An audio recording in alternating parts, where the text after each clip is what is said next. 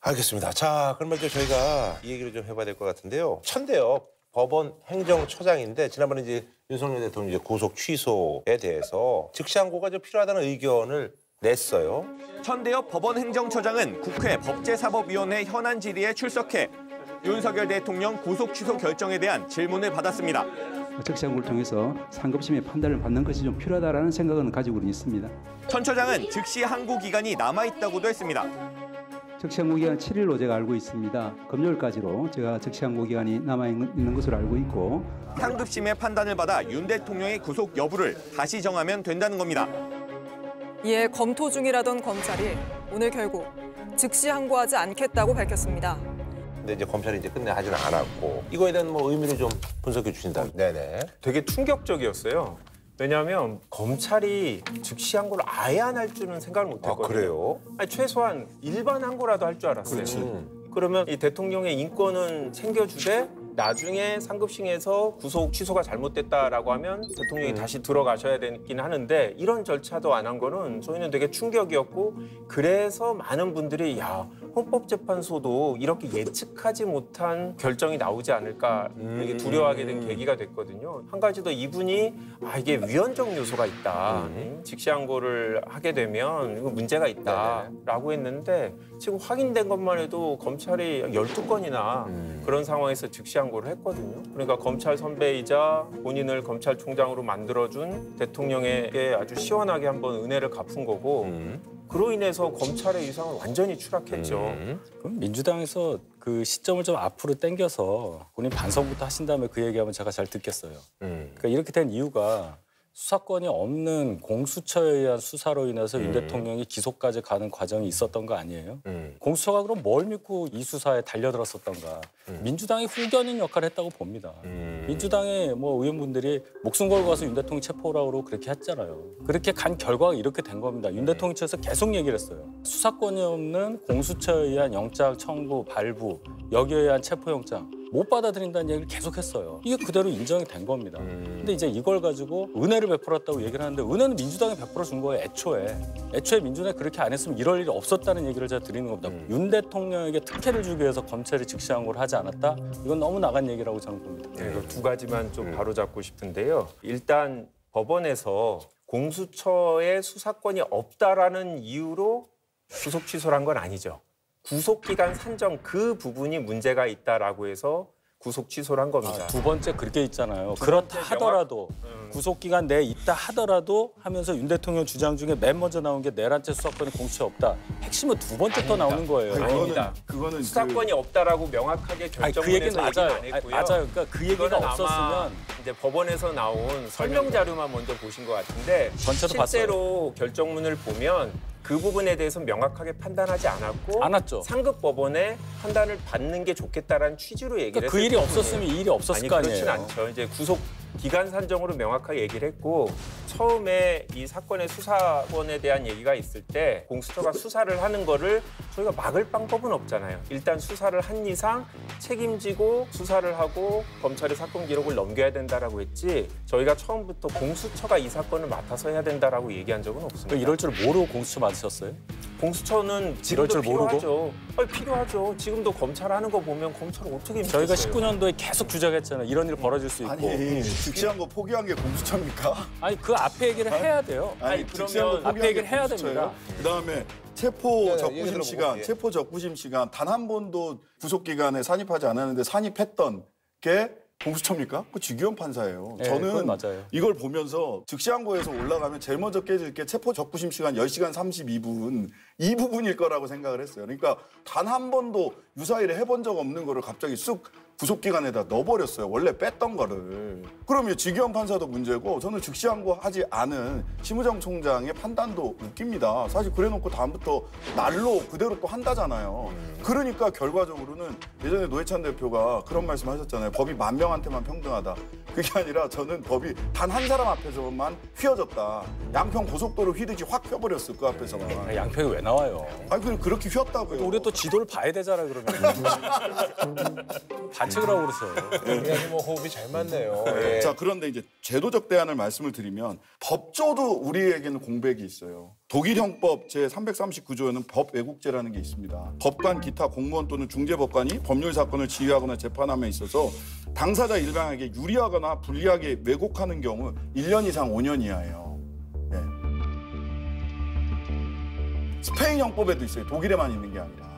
근데 우리나라 같은 경우는요. 내 권한이야. 나 즉시항고 안 할 거야. 법을 왜곡해서 적용했을 때 주권자가 어떻게 할 수가 없어요. 국회도. 저는 그래서 독일 형법이나 스페인 형법에 있는 이 법 왜곡죄 도입을 진지하게 검토해야 되고 이 부분에 대해서 저는 뭐 다음 주에라도 그거 독일 입법할 형법 겁니다. 그 독일하고 스페인 예를 얘기하면서 지금 우리 상황을 얘기하는 아니 거 필요하냐 안 필요하냐를 너무 말씀드리는 지금 거예요. 예, 뭐 여기에 대한 말씀 좀. 예. 아니 뭐 이 얘기는 많이 했고요. 천대현 법원행정처장 얘기는 저는 지혜롭지는 않았던 것 같아요. 그러니까 무슨 얘기냐면 법원과 검찰 사이에는 기관 간의 자존심 대결 같은 것들이 늘 있습니다. 네네네. 그러면 여기서 법원행정처장이 나와가지고 즉시항고 했었어야 된다. 이렇게 돼버리면 검찰에서 일정 부분 즉시항고를 하고 싶었어도 야 이거 우리가 법원에서 시켜가지고 하는 것처럼 되면 오히려 더 어려워지는 면이 있고요. 검찰이 좀 더 고집을 부릴 빌미를 만들어준 거 아닌가 하는 아쉬움은 있습니다. 부드럽게 얘기했던 세게 얘기했던 안 하기로 작정한 기관이에요. 뭐 그런 거 다 아시잖아요. 그럴 수는 있어요. 다 아시잖아요. 자, 지난 13일에 있었던 검사 3이라고 이제 최재 감사원장 탄핵 소추가 이제 결국은 전원일치로 기각이 됐습니다. 이 사건 심판 청구를 기각한다. 예상은 그렇게 이제 기각적으로 예상을 하셨던 거예요, 어떠세요? 아닙니다. 예상했다고 하면 또 윤희석 대변인이 예상하고도 탄핵 소추했냐고 이렇게 공격하시기 때문에 예상 못했어요. 전혀 예상 못해갖고 제 방송을 이렇게 많이 보시고 그러세요. 저희 예상과고 다른 분명히 예상과 다른 예상과 달리 기각돼서 좀 아쉬움이 있고 그래도 분명히 두 가지는 지적을 했습니다. 명확하게 헌재가 위법하다고 판단을 했죠. 이 사건 심판 청구가 기각되어야 한다는 결론에 있어서는 법정 의견에 동의하나 피청구인이 전자문서 시스템을 변경한 행위, 회의록 열람을 거부한 행위에 더하여 이 사건 훈령 개정으로 국무총리에게 감사 청구권을 부여한 행위 역시 헌법 및 감사원법 등에 위반된다고 봅니다. 결론적으로 저희 주장이 안 받아들여졌어요. 그 부분에 대해서는 왜 이렇게 면밀하게 판단하지 못했냐라는 거는 저희가 비판받을 수 있죠. 하지만 국가기관이 법적인 권한을 행사한 거고 그게 수용되지 않는다고 해서 그걸 무조건 권한 남용이라고 할 수는 없는 거 아니냐. 그렇게 따지면 감사원이나 공정이나 검찰이나 나중에 무죄가 나오면 다 책임져야 되는데 왜 그런 부분에 대해서는 지적을 하나도 안 하면서 재판소가 명확하게 위법이라고 두 가지 행위도 인정을 했는데 저희를 압박하는지 모르겠습니다. 이 네 분의 판결로 인해서 민주당은 8전 8패가 되고 4명 다 8대 0이 나왔어요. 이게 왜 의미가 있냐면은 이분들이 98일 동안 직무를 못했단 말이에요. 그리고 민주당 입장에서 볼 때 굉장히 부당하다. 주장할 수 있는 부분이 있다고 봅니다. 근데 과연 그 부당한 부분을 시정하기 위한 방법이 탄핵이어야만 했느냐. 그 얘기를 하는 거예요. 탄핵 말고도 다른 방법이 많잖아요. 뭐 국정조사 마음대로 하실 수 있잖아요. 국정감사청문회 마음대로 하실 수 있잖아요. 국회 170석이니까.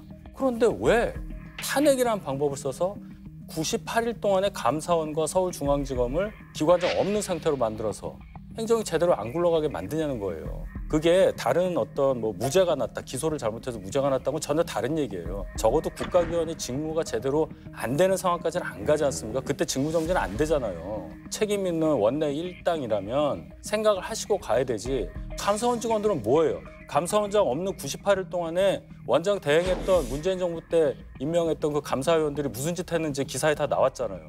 그래서 직원들 입장에서는 원장이랑 일을 하다가 전혀 반대되는 입장을 가진 사람이 원장 대행으로 와서 바꾸려고 하다가 석 달 만에 다시 바꿔야 돼요.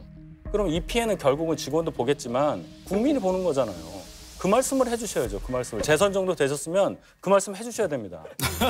재선이 됐으니까 한마디 말씀. 참고로 저는 보궐이라 1.5라고도 불리는데 그래도 부러워요. 저희가 말씀하신 대로 국정감사 이런 데서 권한을 행사할 수 있어요. 실제로 이분들 다 국정감사에서 지적을 했어요. 근데 지적을 하면 뭐합니까? 국민의힘에서 소위 말하는 쉴드를 쳐갖고 그냥 여야 간의 정치 싸움으로 끝났어요. 그러니까 저희는 할 수 있는 방법이 더 없어요. 국정조사가 의석수가 되니까 아무 때나 할 수 있냐? 잘 못합니다. 어쩌다 한번 같이 하게 돼요. 왜냐하면 이 국정조사는 기본적으로 양당이 협의를 하도록 되어 있거든요. 저희가 달리 방법이 없어요.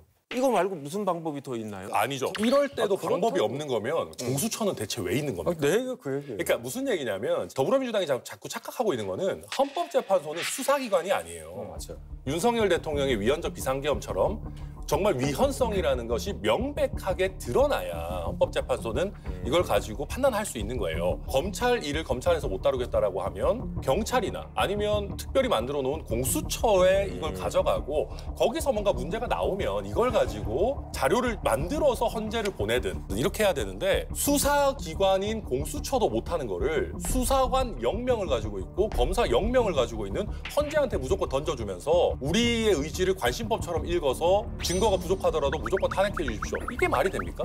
더 말이 안 되는 일을 하고 있는 겁니다. 그리고 이거 없었으면 최재 감사원장 검사 3명 이거 없었으면 윤석열 대통령 탄핵 심판이 하다못해 일주일이라도 더 빨리 나왔을 겁니다. 이런 거 막 마구잡이로 넣어놓으니까 오히려 굉장히 국정 혼란 상황이 더 장기화되는 거잖아요. 이건 저는 민주당 반성해야 된다고 봅니다.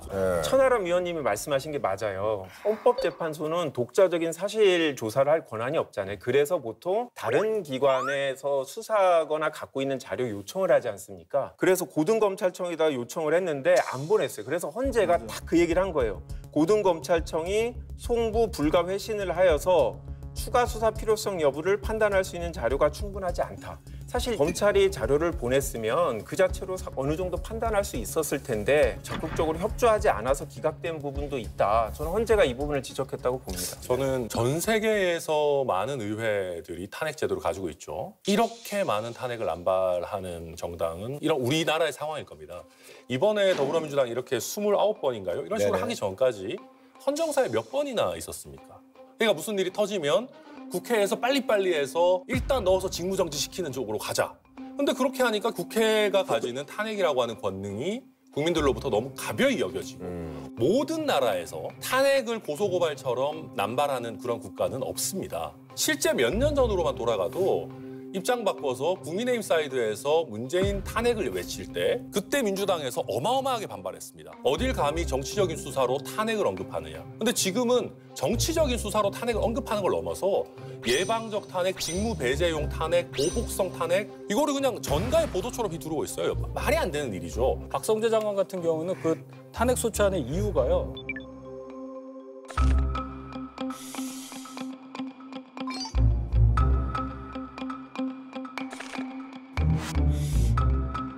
이런 것도 있어요. 이재명 대표를 째려봤다. 이런 거는 이제 이거 각하야. 잠깐만. 아니 째려본 사람은 박성재 장관이 째려본 사람은 저예요. 저. 이재명 저하고 대표세요? 한창민 의원. 아니 진짜로. 위헌 사유를 시정하기 위한 조치가 부족했다고 봅니다.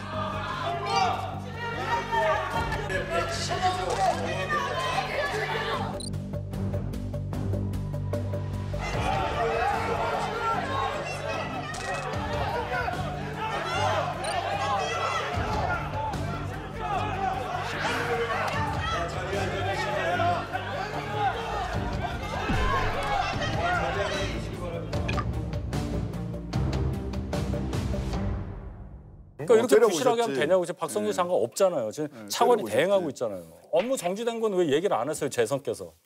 아니 기관장이 없어서 문제라면 여가부 장관 13개월 동안 없는 거에 그거는- 대해서는 한마디도 얘기 안 그거는 하시잖아요. 정부조직법을 안 고쳐주니까 어쩔 수 없어. 안 고치면 법을 아니, 따라야지. 세상에 대통령이 취임을 했는데 자기 나름대로 부서 좀 이동도 시키고 무슨 분은 없애고 하겠다 해서 딱 냈는데 그걸 안 해주고 지금까지 있는 거 아니에요. 아니 그러면은 그런 법이 어디 법이랑 있어요? 거부권을 그렇게 행사하지 않았으면 아니 맨 우리가 처음에 협상할 수 시작부터 있었지. 거부권을 냈어요? 윤 대통령이? 예, 알겠습니다. 그럼 뭐 이 정도까지만 하고요. 자, 헌재가 말이죠. 국가적으로 이제 가장 큰 어떻게 보면 이제 심판 사건이 이제 윤석열 대통령 탄핵 심판 사건이잖아요. 이렇게 되면 3월 중순까진 결론이 나고 인용 시엔 60일 내 조기 대선이 이어집니다. 최재해 감사원장, 이창수 서울중앙지검장 등 검사 3명에 대한 탄핵안도 전원 일치로 기각됐습니다. 그 이유에 대해서 좀 분석을 좀 해주신다면. 네. 현재 내부 상황은 분석들이 다 틀려가고 맞는 분석일지 모르겠네요. 약간 서로 다 희망 회로가 너무 막 돌아가는 분야죠. 예. 사실 지금 검사 탄핵도 실질적으로 한 번 변론을 했고 감사원장도 한 번 했고 그러니까 그걸 담당하는 재판관 입장에서는 빨리 결정할 수 있는 기각하기가 좀 쉬웠던 사건이 아닌가 싶고요. 대통령하고 같이 탄핵 소추된 분들이 있죠. 법무부 장관이라든지 경찰청장. 이분들은 대통령보다 먼저 탄핵 소추 의결이 됐는데도 변론기일을 뒤로 미뤘거든요. 그 얘기는 대통령 사건에 좀 더 집중하려고 하는 건 분명히 맞다. 여전히 그런 기조는 유지되고 있는 것 같고 다만 아무래도 대통령의 구속 취소가 되면서 그게 절차적인 이슈가 좀 문제됐기 때문에 헌법재판소에서도 그런 부분도 신경을 쓸 수밖에 없지 않나 싶고 그러다 보니까 이번 기회에 한번 법리를 좀 정리하려는 그런 의도도 있지 않나라고 추측인데 나중에 결정문 보면 다 틀릴 수도 있습니다. 저 추측은 맞을 것 같아요. 아마 한 문장 한 문장 한 땀 한 땀 열심히 쓰고 있을 겁니다. 이거는 뭐 당연한 얘기지만 박근혜 전 대통령 때에 비해서 제가 봤을 때는 탄핵 사유가 훨씬 더 명백하고 중대한데 그런데 지금이 어쨌든 국민 여론에 있어서의 대립은 훨씬 더 심각한 것 같습니다. 뭐 더 우리 정치의 양극화가 됐든 어쨌든 그런 상황이기 때문에 헌법재판소 입장에서는 탄핵을 인용하든 기각하든 그 뒤에 있을 국민적 갈등을 조금이라도 줄이려면 두 가지입니다. 결정문도 좀 잘 써야 될 것 같고 이왕이면 한 방향으로 8대 0으로 일치된 의견을 내고 싶을 겁니다. 이게 굉장히 국가적인 중대사 아니겠습니까? 그러면 기존의 박근혜 전 대통령 때와 마찬가지로 좀 반대 의견을 가지고 계신 분이 있더라도 일치된 의견을 내려고 좀 노력하고 있는 거 아닌가 그렇게 예상이 됩니다. 지금 이 대통령에 대한 탄핵 심판이 늦어지는 건 헌재 과부하가 걸려 있어서 그런 거라고 저는 봅니다. 그러니까 윤 대통령 거를 제일 먼저 하겠다고 했는데 지금 이 내분에 대한 게 먼저 나왔잖아요. 그만큼 이제 털어야 되니까 털어야 이 여기에 집중할 수 있으니까 이게 왜 그러냐면요.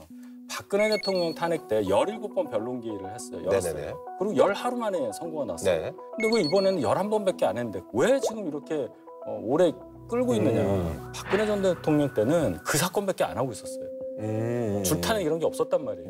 그렇기 때문에 이번에 이렇게 된 것도 민주당이 줄탄핵 하실 그게 있고 이 문제는 있다고 봐요. 29번 그 과속해가지고 범칙금 나왔으면 야, 왜 29번이나 범칙금 내게 해? 라고 얘기하는 것도 저는 문제라고 보는데 저희 이제 조국혁신당 쪽에서 그 소추단의 법률 대리인으로 가 있는 분이 이제 서상범 변호사라고 계신데 이분이 탄핵 문어예요.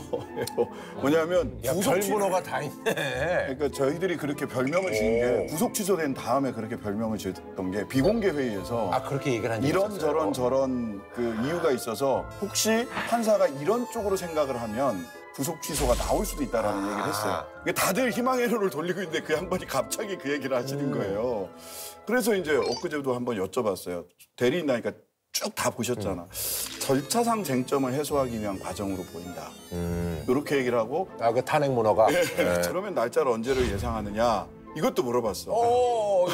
돌아오는 이제 수요일에서 목요일 사이가 유력하다라고 본인은 생각을 한다고. 왜냐면 본인이 좀 선거를 나가셔야 돼가지고 제가 그 얘기하려고 출마하시기 전에 빨리 좀 끝났으면 좋겠다라는 바람인 그분이 거죠. 탄핵 문화가 아니고요. 재보궐 문화예요.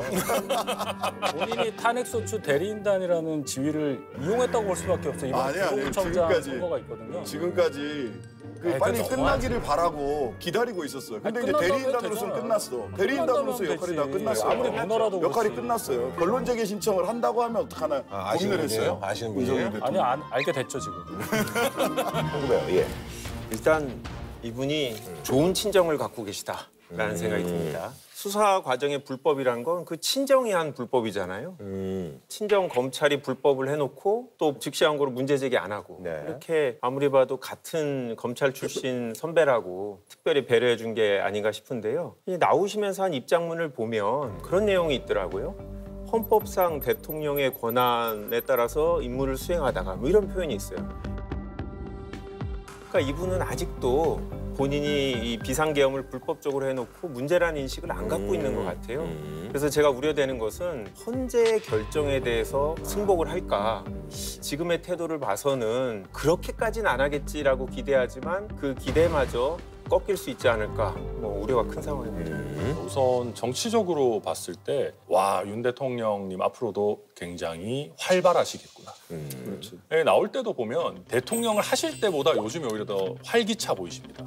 그 정도에. 예, 오히려 약간 총기도 다시 돌아오신 것 같고. 술 때문에. 아니 뭐 그렇게까지 얘기는 할 수 없겠지만. 총기가 돌아온 것 같지는 않던데. 아 근데 어쨌든 그 총기가 꼭 좋은 의미의 총기라기보다는 에너지가 오히려 더 돌아오신 것 같고. 파이팅이도. 나와서도 지지자들한테 이렇게 가서 뭐 아스팔트 덕분에 내가 이렇게 살았다.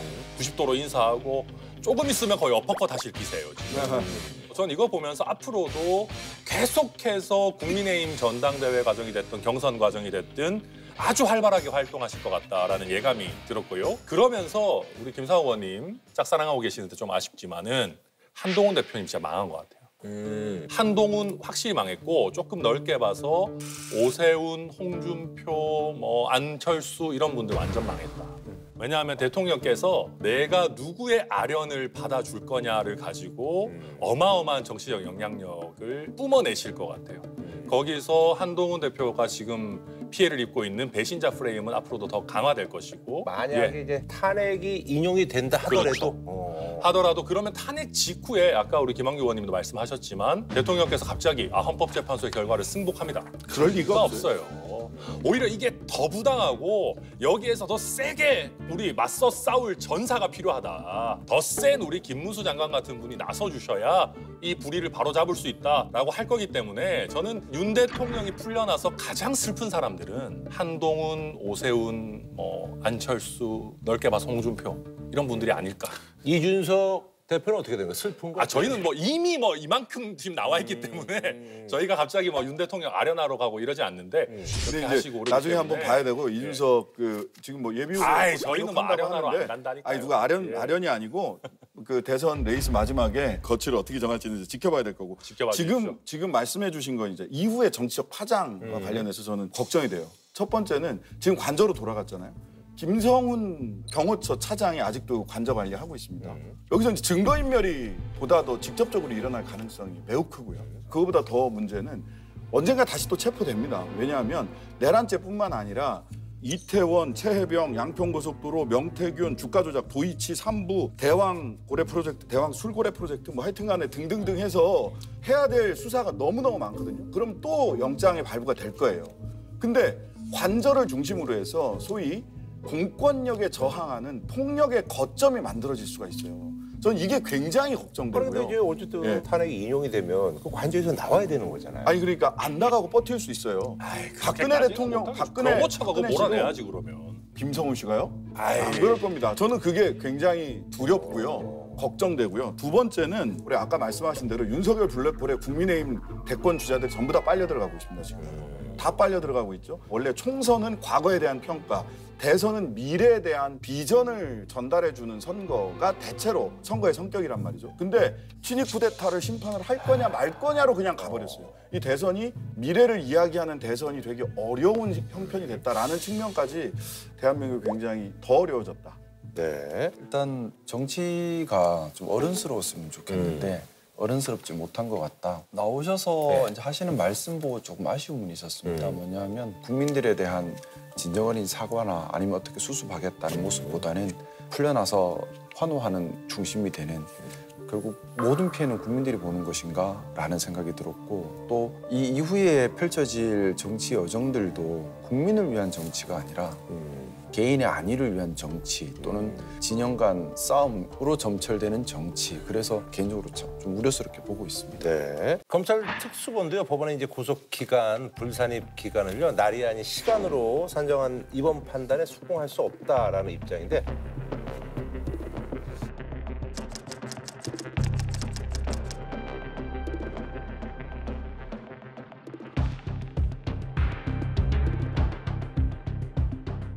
법에는 영장 심사를 위해 수사 기록이 법원에 제출됐다가 반환된 기간은 구속기한에서 빼도록 돼 있습니다. 구속기한 열흘을 넘겨 그만큼 더 구속할 수 있게 한 겁니다. 법원은 바로 이 점을 놓고 검찰과 다른 판단을 했습니다. 날짜를 기준으로 사흘을 구속기한에 더했습니다. 반면 법원은 날짜가 아닌 시간으로 따져야 한다고 봤습니다.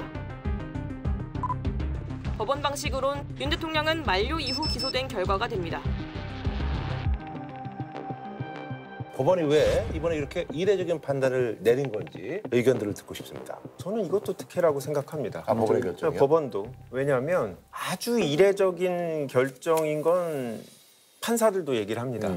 왜냐하면 계속 난로했다가 왜냐하면 그동안 배워왔던 거랑 그리고 일했던 거랑 완전히 다르니까 이게 저희가 이제 법조인으로 사법연수원 다니면서 다 같은 책으로 같은 교재로 공부를 했기 때문에 이렇게 날하고 때 이렇게 법의 표현이 다른 건 달리 결정해야 되잖아요. 그래서 날은 일자로 계산하고 때는 시간으로 계산하고 이거는 확고한 실무례거든요. 네. 그런데 이번에는 거의 과거 선례하고 다른 해석을 했어요. 법원 내부에서도 논란이 계속되고 있습니다. 3년 전 판사들이 쓴 형사소송법 해설서에도 구속기간은 시간이 아닌 날짜 단위 계산법을 따른다고 적혀 있습니다.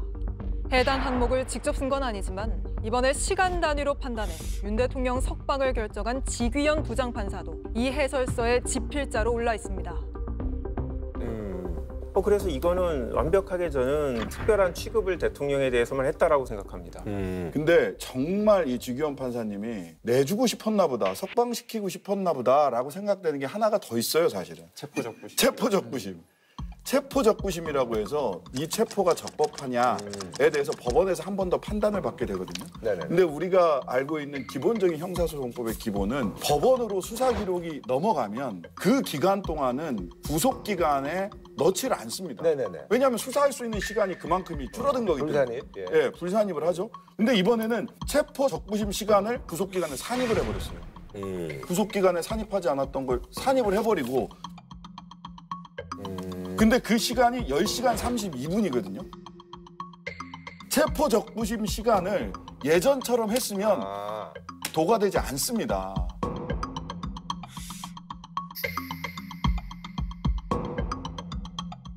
그러니까 예전에는 산입하지 않았던 체포적부심 10시간 32분을 여기다 집어넣어 버렸어요. 이것도 처음 있는 일입니다. 그러니까 두 단계 이례적인 판단을 했기 때문에 저희가 특혜라고 생각합니다. 체포적부심 되게 이상하지 않아요? 그러니까 윤석열한테 불리한 건 빼주고 유리한 건 늘려주고 이렇게 해버렸어요. 이렇게 하면 안 돼요. 법률가들이 정말로. 이제 형사소송 실무 현장에서도 이제 혼란이 많아질 것 같습니다. 대혼란입니다. 이거 지금 해석례대로 한다면은 큰일 사실상 났어, 수사기관이 수사를 못합니다. 수사할 시간을 확보를 시간이 못하거든요. 없구나. 왜냐하면은 말 그대로 기록 간 시간을 다 뺏겨버리니까 그걸 빼고 수사 시간이 나와야 되는데 이게 만약에 실물의 기준이 된다면 진행 중인 그 윤석열 대통령 사건 외 일반 형사 사건에도 이제 혼란이 많이 생길 수밖에 없는 그런. 윤 대통령처럼 계산하면 나도 구속 취소돼야 한다는 주장이 터져 나오고 있습니다. 당장 명태균 씨도 구속 취소를 청구하겠다고 나섰고 다른 범죄자 가족들 사이에서도 구속 취소를 청구해보자는 목소리가 나옵니다. 그래서 실제 법조 현장에서 이게 과연 관철될 수 있을지도 불가능해요. 오히려 저희가 이거는 불산입한다고 명확하게 입법을 해야 되는 문제입니다. 더 나아가서 저는 국회의원으로서 입법권이 침해됐다고 생각합니다. 무슨 말이냐면 이걸 일자로 계산하는 게 문제가 있다. 만약에 이걸 시간으로 계산해야 된다라고 하면 두 가지 중에 하나의 방법을 해야 됩니다. 국회가 법을 바꾸거나 아니면 법원은 위헌법률심판대청을 해갖고 헌법재판소에서 위헌이라고 결정을 해서 국회가 바꾸도록 하거나 이렇게 해야 되는데 이거는 법원이 통상적인 법률의 해석권을 넘어서 문구의 일반적인 의미를 넘어서 해석했기 때문에 저는 입법권을 사실상 행사했다라고 생각하고요. 그렇기 때문에 수긍하기 어렵다라고 생각합니다.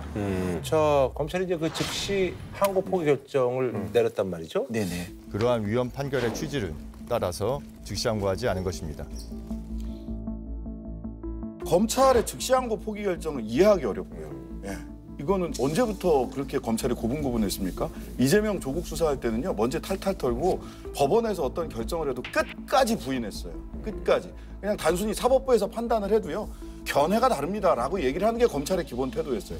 언제부터 이렇게 법원 판단에 고분고분했는지. 그러면서 즉시한 걸 아예 포기해버린 거. 이건 납득하기 어렵고요. 저는 검찰에서 즉시 항고를 포기할 수밖에 없었다고 생각을 합니다. 왜냐하면 즉시 항고 제도 자체가 1972년도 유신헌법인데 국회에서 만든 법이 아니고 국무비상회의였나요? 거기서 1973년도 형사소송법을 개정하면서 이제 구속 취소에 대한 즉시 항고 제도가 들어왔는데, 근데 그게 즉시 항고와 보통 항고가 좀 달라요. 다른데 즉시 항고라고 하는 것은 이제 불변 기간이라서 7일이라는 기간을 주고 이 기간 안에 항고를 할 수 있고 재판의 집행력이 멈춰버리는 겁니다. 그러니까는 이제 구속 취소를 했다 하더라도 취소 결정이 멈추는 효력이 있죠. 피의자는 어쨌든 이제 계속 이제 구치소에 있는 거죠. 근데 만약에 검찰에서 즉시 항고를 했다면 윤석열 대통령 측에서는 반드시 헌법소원을 했겠죠. 그리고 헌법소원으로 갔을 때는 제 생각에는 위헌 판단 날 가능성이 매우 높다고 보고요. 더 큰 혼란으로 이어질 수 있다고 생각이 듭니다. 재판 중에 구속된 피고인이 석방되는 경우는 크게 세 가지가 있는데요. 네. 보석과 구속 집행정지 그리고 구속 취소입니다. 그런데 헌법재판소가 이 보석과 구속 집행정지의 즉시 항고의 경우에 대해서 판단을 한 적이 있습니다. 네. 검찰이 즉시 항고했다고 해서 석방하지 않으면 법원의 결정을 무의미하게 할 수 있기 때문에 위헌이라는 겁니다. 그런데 구속 취소의 경우에는 헌재가 이 위헌 여부를 따로 판단한 바가 없습니다. 네. 그래서 검찰에서도 더 큰 혼란을 막기 위해서라도 함부로 즉시 항고를 할 수 없었을 것이라는 생각이 들고 법원에서 구속 취소 결정을 한 마당에는 마음에 들지 않는다 하더라도 법관의 판단과 이런 부분들을 존중할 수밖에 없는 것이 또 법치주의의 원칙입니다. 저는 조금 생각이 다른 게 저는 완벽한 특혜라고 생각합니다. 다른 사람이 만약에 이런 상황이 되었을 때 즉시 항고를 검찰이 안 했을까?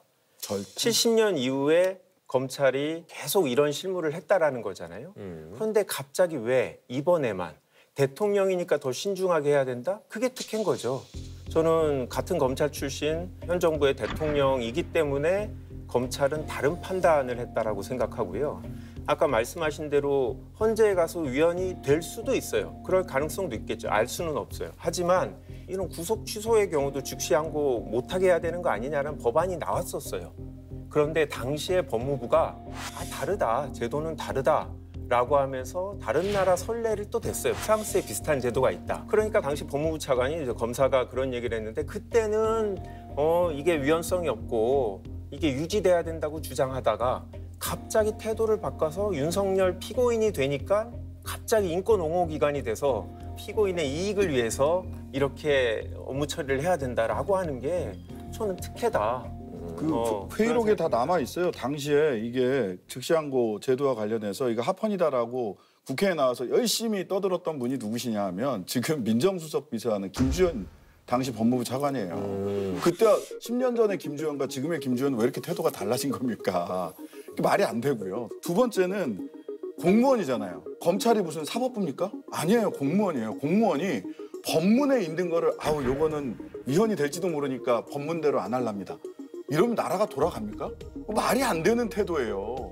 위헌 결정이 나오기 전까지는 법령이 있는 대로 실행을 하는 게 공무원의 기본 자세죠. 더군다나 심우정총장은 대검 지휘부 회의 해가지고 전부 다 전원 즉시항고 하지 않는다, 석방지휘한다라고 했고 특별수사본부에서는 오히려 다른 의견을 냈잖아요. 구속기간을 날짜가 아닌 시간으로 규정해 구속을 취소한 법원 결정에 항고하지 않은 것에 대한 반발이 컸습니다. 검찰 내부에서 즉시 항고를 포기하게 한 심우정 검찰총장을 향한 비판이 터져나오고 있습니다. 검찰 내부망에 구속 피고인들이 윤 대통령과 비슷한 주장을 할 가능성이 커졌다. 한순간에 불법 체포 구금의 범법자란 오명을 뒤집어쓰게 됐다. 여러 비판 글들이 올라오고 있습니다.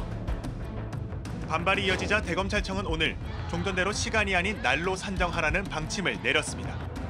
말하자면 빈약한 논리를 권력의 힘으로 밀어붙인 겁니다. 이런 데서 국민들이 화가 나는 거예요. 그다음에 또 검찰 하나 더 봐야 될 거는 검찰에서 근무했던 법률가들 이야기를 딱 들으면 초임 검사로 가면 구속기간 만료되기 전에 기소하는 게 가장 지켜야 될 기일 중 하나라는 거예요. 그래서 보통은 한 이틀 정도, 이틀에서 사흘 정도 기한을 넉넉하게 두고 혹시라도 무슨 일이 있을지 모르니까 구속기간 날짜 계산하는 달력이 각 검사실에 다 붙어 있단 말이에요. 근데 그 구속기간 불산입된 이 부분에서 시간을 지연한 게 두 가지 건이 있습니다. 하나는 검사장회의 갑자기 소집한 게 하나 있고요.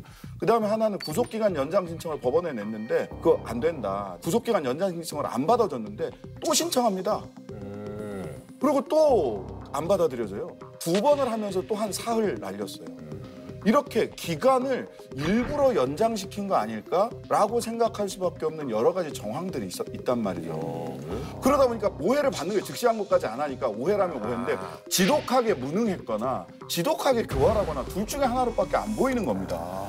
저는 이번 일을 구속 취소를 받는 거를 검찰이 계획했다라고 생각하진 않습니다. 왜냐하면 이건 굉장히 이례적인 해석이에요. 법원의 해석이 완전히 바뀐 거기 때문에 검찰이 법원의 해석이 이렇게까지 바뀔 걸 고려해서 미리 뭐 시간을 끌어서 계산을 해서 풀어주려고 했다? 오비락이다. 저는 그 오비락이고 검찰이라는 조직 자체가 자기들 논리가 법원에서 깨지는 거를 싫어해요. 게다가 이렇게 전 국민의 관심이 있는 이 사안에서 저는 그렇게까지 하는 거는 저는 좀 과도한 해석이라고 생각하고요. 그럼에도 불구하고 남들이 봤을 때는 왜 즉시항고 안 해? 짜고 한 거 맞잖아요. 그러니까 자기들이 짜고 했다라는 소리를 안 듣기 위해서라도 한 번 정도는 즉시항고를 해서 상급심 법원의 판단을 받아서 끝까지 다퉈보는 게 좀 자연스러운 일이었는데 네, 이제 이번에 누가 봐도 좀 부자연스러운 거죠.